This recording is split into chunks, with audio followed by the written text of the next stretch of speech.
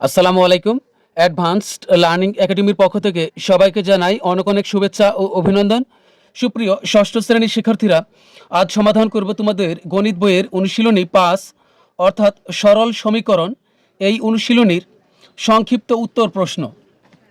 এটা দেওয়া আছে তোমাদের ২০২৬ সালের গণিত বইয়ের পৃষ্ঠা ১০৫। দেখো সংক্ষিপ্ত উত্তর প্রশ্ন। তো এখানে মোট ৬টি অঙ্ক আছে। শুরুতে আমরা ১ নং অঙ্কটি সমাধান করব। ১ নং প্রশ্নে দেওয়া আছে সমাধান করো 8x - 3 = 3x + 17। তো এটা হচ্ছে একটা সমীকরণ। তো এই সমীকরণটি এখন আমরা সমাধান করব। তো এটা হলো আমাদের ১ নং প্রশ্ন। তো এই প্রশ্নে যা ছিল অবিকল, কিন্তু আমরা ঠিক তাই উঠিয়েছি। এই যে এখান থেকে সমাধান করো, এরপর থেকে বাদ বাকি আমি সব উঠাইছি। আজকের ১ থেকে ৬ পর্যন্ত অঙ্কগুলো সমাধান করার পূর্বে আমাদেরকে কয়েকটি ব্যাপারে প্রাথমিক ধারণা থাকতে হবে। ধরো এখানে সমান চিহ্ন আছে, তো সমানের বাম পাশে প্লাস চিহ্নযুক্ত কোনো সংখ্যা বা অক্ষর থাকলে সমানের ওই পাশে গেলে তার পূর্বে মাইনাস হয়ে যাবে। যদি কোনো সংখ্যার আগে মাইনাস, কোনো সংখ্যা বা অক্ষরের আগে মাইনাস থাকে, তাহলে সেই অক্ষর বা সংখ্যাটি সমানের ওই পাশে গেলে প্লাস হয়ে যাবে। যদি গুণ চিহ্নযুক্ত কোনো সংখ্যা বা অক্ষর সমানের বাম দিক থেকে সমানের ডান দিকে যায়, তাহলে সেই অক্ষরটির পূর্বে ভাগ হয়ে যাবে। যদি ভাগের কোনো সংখ্যা বা অক্ষর সমানের ডান পাশে যায়, তাহলে গুণ হয়ে যাবে। তো গুণ হয়ে যাবে। আবার ধরো এটা ইংরেজি অক্ষর হলো এক্স। তো কোনো সংখ্যার সাথে, এটা ইংরেজি অক্ষর হলো এক্স, তো ইংরেজি অক্ষরের সাথে যদি কোনো সংখ্যা এমন পাশাপাশি থাকে, তাহলে ধরে নিব এদের মাঝে সম্পর্ক হলো গুণের সম্পর্ক। এদের মাঝে সম্পর্কটা কি? গুণ। যেমন 2 আর x গুণ করলে হবে 2x। একইভাবে এই পাশ থেকে যদি মাইনাসের কোনো সংখ্যা বা অক্ষর এ পাশে আসে, হয়ে যাবে প্লাস। প্লাসের কোনো সংখ্যা বা অক্ষর সমানের এ পাশে আসলে তার পূর্বে হয়ে যাবে মাইনাস। ভাগের কোনো সংখ্যা বা অক্ষর এ পাশে আসলে হয়ে যাবে গুণ।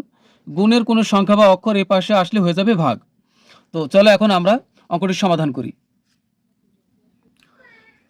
দেখো এটা হলো আমাদের ১ নং অঙ্ক। তাহলে এখন আমরা এক্সগুলো এক পাশে নিয়ে আসবো, আর শুধুমাত্র সংখ্যাগুলো আমরা সমানের ডান দিকে নিয়ে যাব, আর এক্সগুলা সমানের এই বাম দিকে নিয়ে আসবো।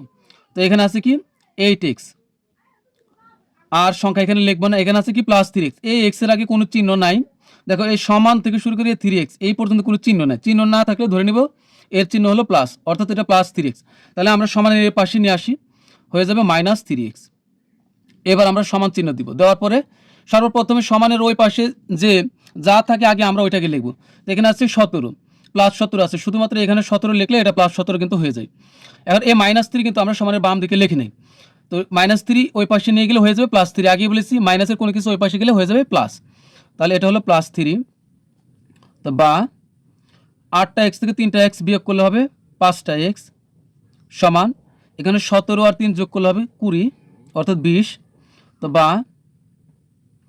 এখানে আমরা x যদি রেখে দিই, 5-এর সাথে x এর সম্পর্ক কি? গুণ। আমি আগেই বলেছি ইংরেজি অক্ষরের সাথে সংখ্যা এভাবে পাশাপাশি অবস্থান করলে ধরে নিব এদের মাঝে সম্পর্ক হলো গুণের। তো গুণের কোনো কিছু ওই পাশে গেলে কি হয়ে যাবে? ভাগ। তাহলে এখানেও কি 5 লিখি না, x এখানে 5 কিন্তু লিখি না, x লিখছি। আর এই যে এ পাশে আসছে কি 20, ভাগ। এই টান মানে হলো ভাগ, এটাও কিন্তু ভাগ। এ 5 এখন নিচে চলে গেল, মানে ভাগ হয়ে গেল। তো 5 দ্বারা 20কে যদি আমরা কাটি, 4×5 = 20 হবে। তুমি না কাটলে হবে, শুধু ভাগ করলে হবে। তো সুতরাং x সমান হলো 4। তো এটাই কিন্তু আমাদের ১ নং প্রশ্নের উত্তর। তো এবার আমরা 2 নং অঙ্কটি সমাধান করব।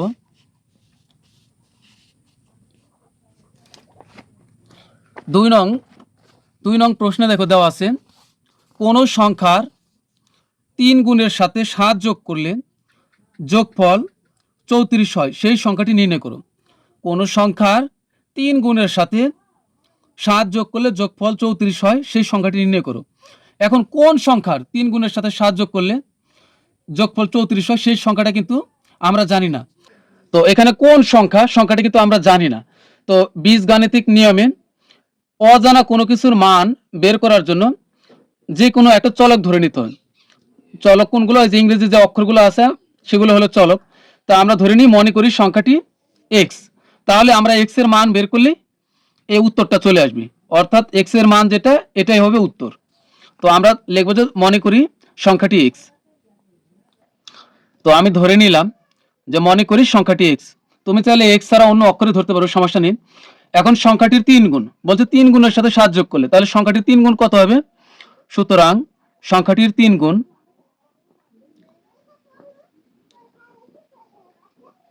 সুতরাং সংখ্যাটির 3 গুণ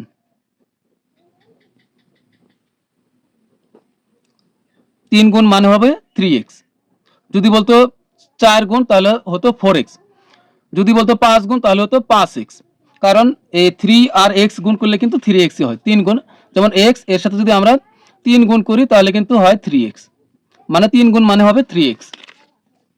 তো এখন আমরা লিখব প্রশ্ন মতে বা শর্ত মতে। তুমি প্রশ্ন মতে বা শর্ত মতে যে কোনো একটা লিখলে হবে।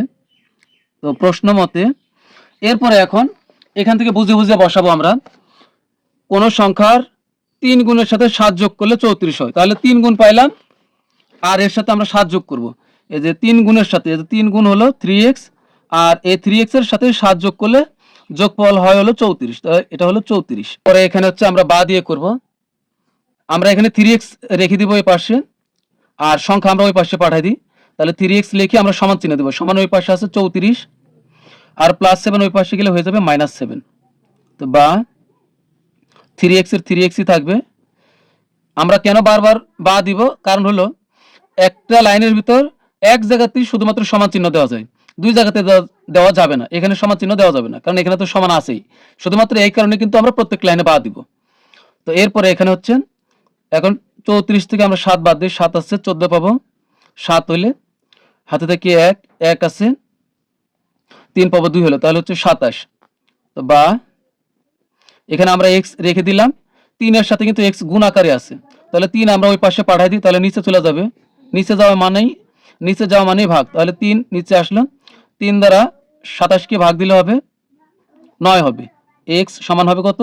3 দ্বারা 27 কে ভাগ করলে হবে 9। তুমি চাইলে কেটেও দিতে পারো, আবার শুধু ভাগফল লিখে রাখলে হবে। তাহলে সুতরাং সংখ্যাটি হলো 9। সুতরাং সংখ্যাটি 9। কারণ এখন দেখো, আমরা যদি এই 9 এর সাথেই এই কত গুণ করতে বলছে, 9 এর 3 গুণ, আমরা সংখ্যাটি কত পাইছি 9, তাহলে 9 এর সাথে যদি আমরা 3 গুণ করি, বলছে সংখ্যাটির 3 গুণের সাথে 7 যোগ করলে 34 হবে, তাহলে সংখ্যাটি পাইছি 9, তাই 9 এর সাথে আমরা 3 গুণ করলাম, 3 নং 27, আর এর সাথে যোগ করতে বলছে হলো 7, তাহলে কত হচ্ছে 3 নং 27 আর 7 যোগ করলে হবে 34। এটাই হলো সেই সংখ্যা, যে সংখ্যার 3 গুণের সাথে 7 যোগ করলে হবে 34, অর্থাৎ সংখ্যাটি হলো 9। সুতরাং সংখ্যাটি 9। এটা হলো আমাদের 2 নং প্রশ্নের উত্তর। এখন আমরা 3 নং অঙ্কটি সমাধান করব। তো 3 নং প্রশ্নে দেওয়া আছে, কোন সংখ্যার 5 গুণের সাথে ওই সংখ্যার 3 গুণ যোগ করলে যোগফল 32 হয়, সংখ্যাটি কত? তাহলে আমরা কিন্তু সংখ্যাটি কত আমরা জানি না। তো কোনো কিছু অজানা কোনো কিছুর বের করার জন্য আমরা ধরে নিব যে ধরি বা মনে করি সংখ্যাটি x। তাহলে এখানে আমরা লিখব মনে করি সংখ্যাটি x।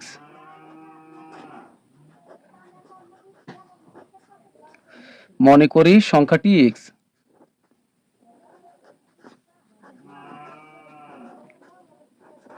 তুমি চাইলে x এর পরিবর্তে অন্য কিছু ধরতে পারবে, সমস্যা নেই। তো এখন বলছে কোন সংখ্যার 5 গুণের সাথে, তাহলে সংখ্যার 5 গুণ কত হবে?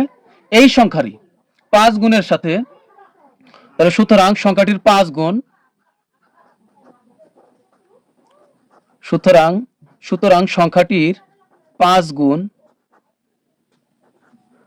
গুণ সমান হলো 5x। যদি বলতো 7 গুণ তাহলে হতো 7x, কারণ এখানে কিন্তু 5 এর সাথে x গুণ আকারে আছে। ইংরেজি অক্ষরের সাথে সংখ্যা এরকম পাশাপাশি অবস্থান করলে এদের সম্পর্ক হলো গুণের সম্পর্ক।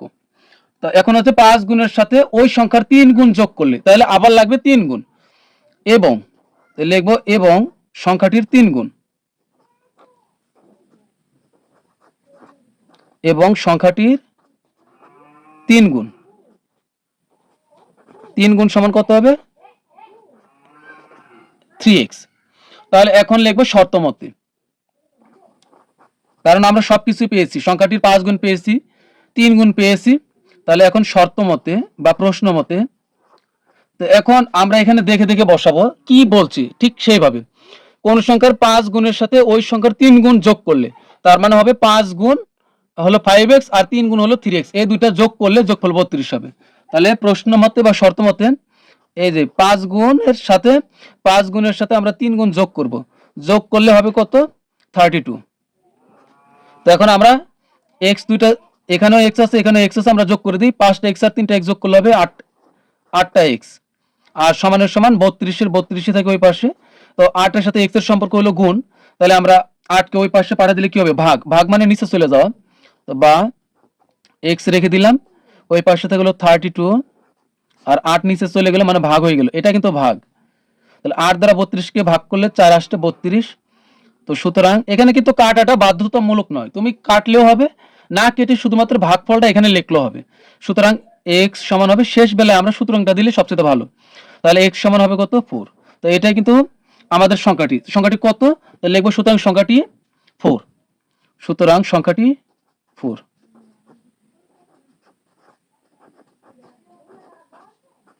তো এটাই হলো আমাদের 3 নং প্রশ্নের উত্তর। এখন আমরা সমাধান করব 4 নং।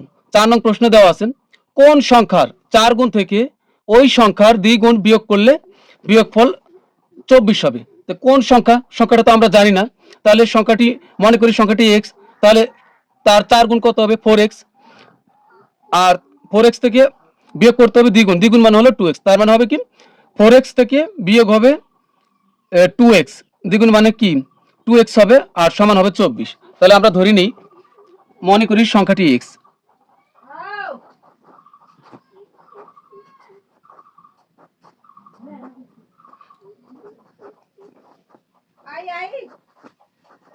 মনে করি সংখ্যাটি x, তাহলে আমাদের লাগবে সংখ্যাটির 4 গুণ আর লাগবে হলো দ্বিগুণ। তাহলে সুতরাং সংখ্যাটির 4 গুণ, সুতরাং সংখ্যাটির 4 গুণ, 4 গুণ 4 গুণ সমান হবে 4x। আবার সংখ্যাটির দ্বিগুণ, তাহলে লিখব এবং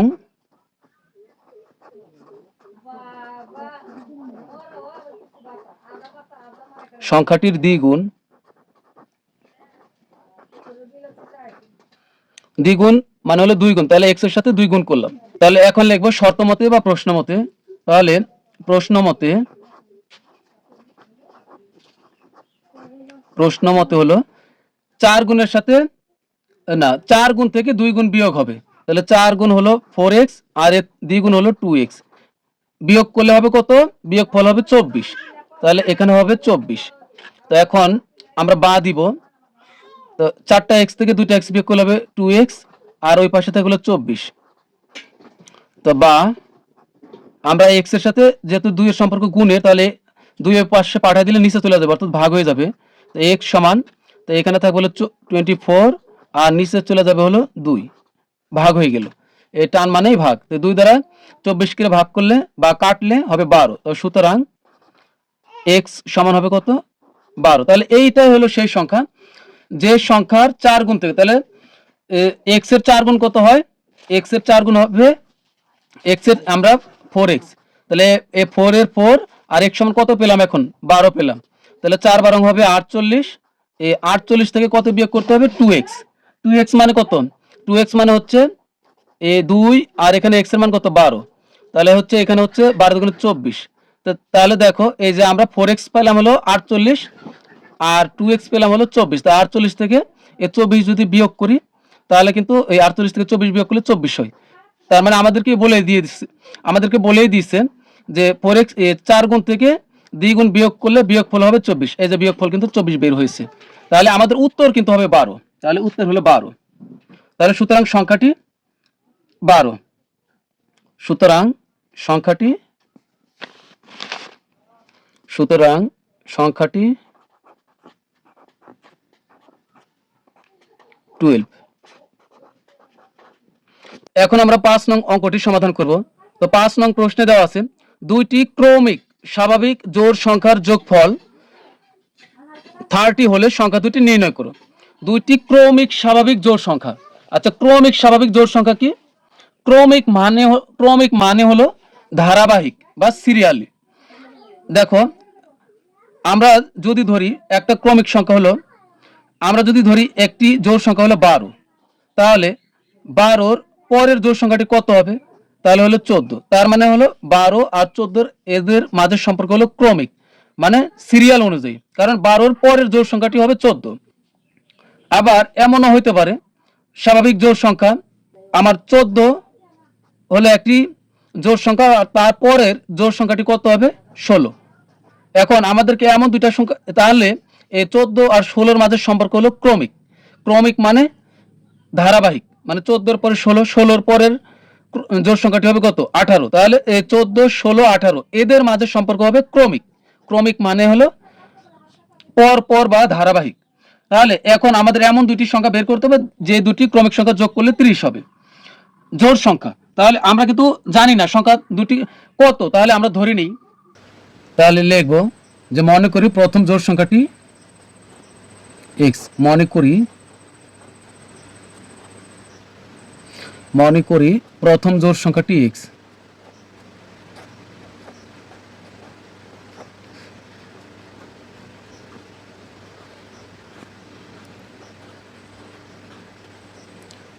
x, তাহলে সুতরাং দ্বিতীয়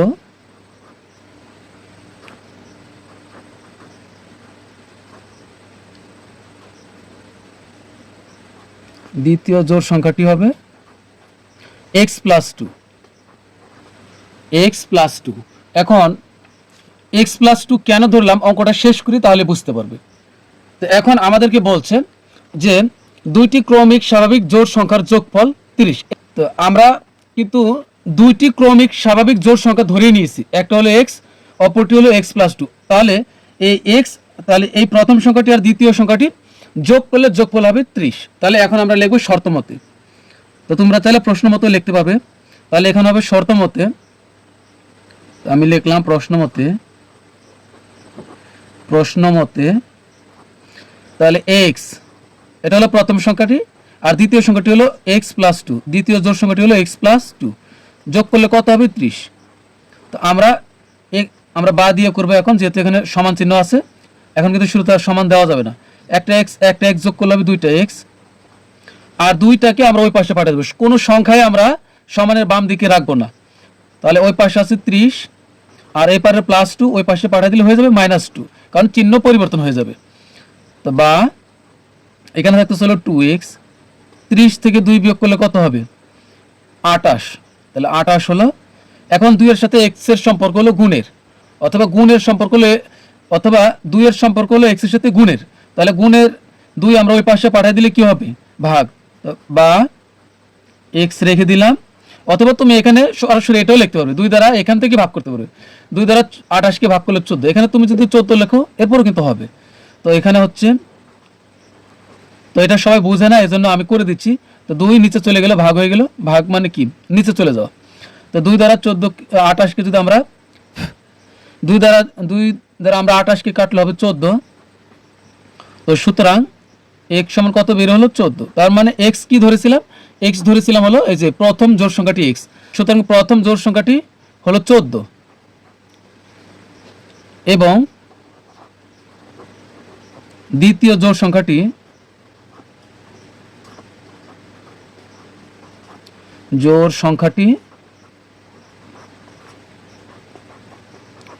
দ্বিতীয় জোড় সংখ্যা আমরা কত ধরেছিলাম?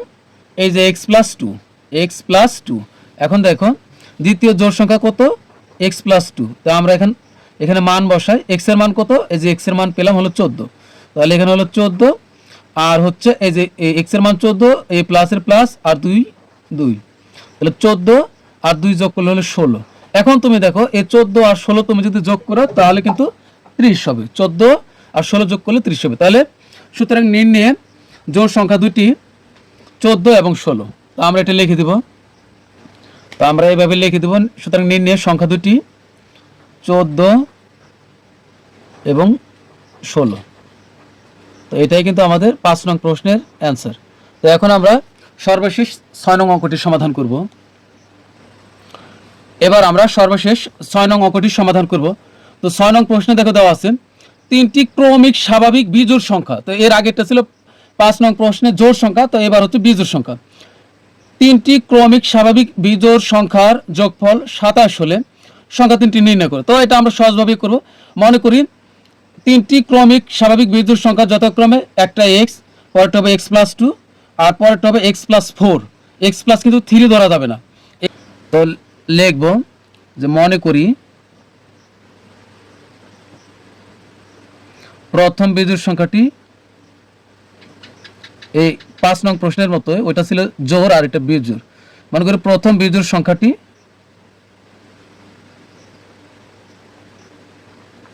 এক্স, তাহলে সুতরাং দ্বিতীয় বিজোড় সংখ্যাটি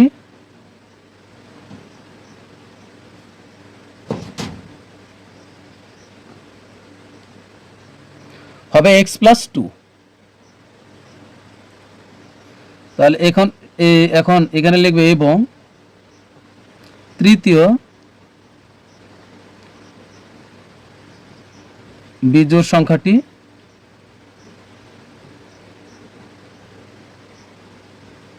হবে এক্স প্লাস, এখানে কিন্তু 3 লিখবো না, 3 লিখলে কিন্তু ভুল হবে, এক্স প্লাস 4 লিখবো।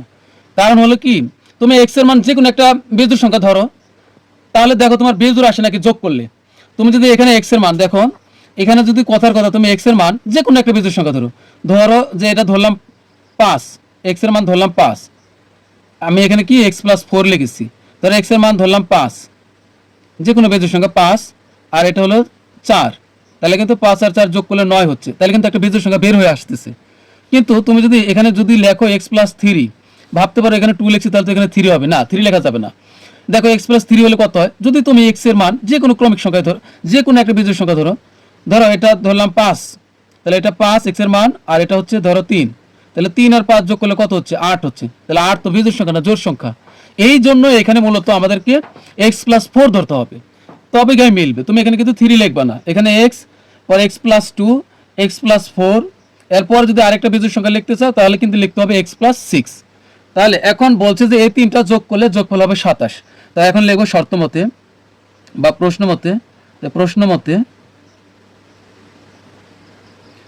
তো এক্স এই যে প্রথম জোড় সংখ্যা, প্রথম বিজোড় সংখ্যা এক্স, দ্বিতীয় বিজোড় সংখ্যা হলো এক্স প্লাস 2, তৃতীয় বিজোড় সংখ্যা হলো এক্স প্লাস 4, সবগুলো আমরা যোগ করে দিলাম।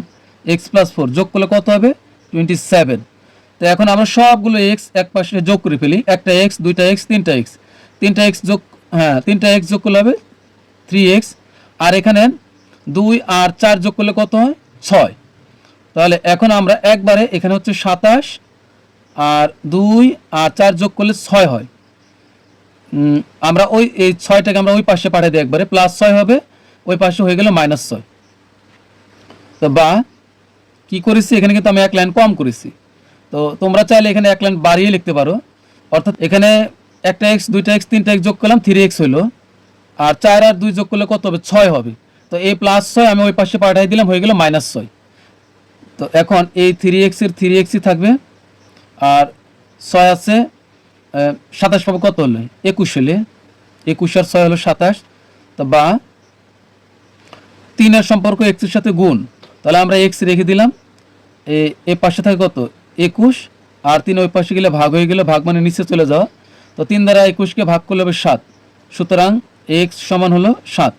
তাহলে x সমান কি ধরেছিলাম, এটা কিন্তু প্রথম বিজোড় সংখ্যা ধরেছিলাম, প্রথম বিজোড় সংখ্যা হলো x সমান হলো 7। তাহলে দ্বিতীয় বিজোড় সংখ্যা কত হবে, তাহলে এটা কিন্তু প্রথম বিজোড় সংখ্যা, তাহলে এখানে সুতরাং প্রথম বিজোড় সংখ্যা হলো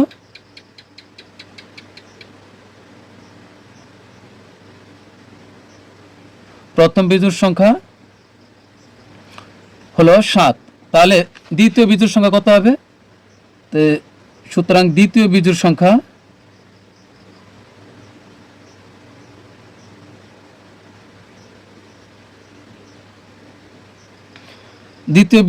হবে এই যে x প্লাস 2, তার মানে হবে x এর মান কত 7, x এর মান কত পেলাম 7, তার মানে হলো 7 এর সাথে 2 যোগ, তাহলে যোগ হবে 2 সমান হবে 9। তা এবং তৃতীয় বিজোড় সংখ্যা